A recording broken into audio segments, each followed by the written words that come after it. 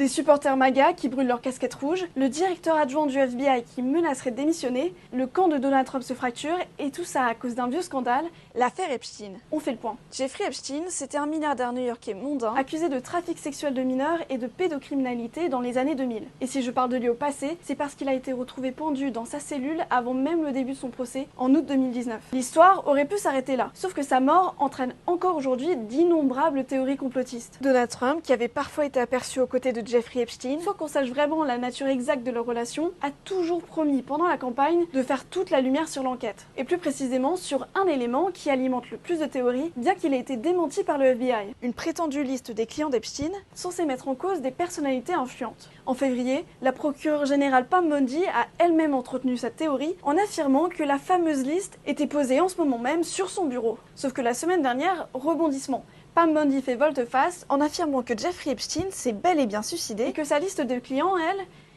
n'existait pas finalement. Vous vous en doutez, cette réponse n'a pas du tout plu. Pour les complotistes, c'est une énième preuve que des éléments sont cachés, volontairement, pour ne pas entacher les personnes impliquées. Certains vont même jusqu'à accuser Donald Trump de faire en fait partie de cette liste. Et au sein du mouvement MAGA, c'est la zizanie. The current DOJ under Pam Bondi is covering up crimes. How many of you are not satisfied with the results of the investigation?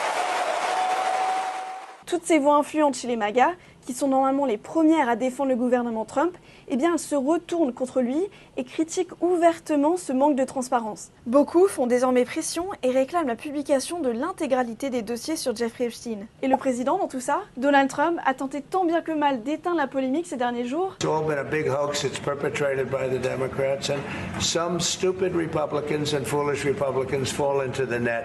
En vain. Alors ce mardi 15 juillet, il a finalement déclaré que Pam Bondi divulguerait toute info crédible sur cette affaire. À voir si ça suffira à calmer ses partisans.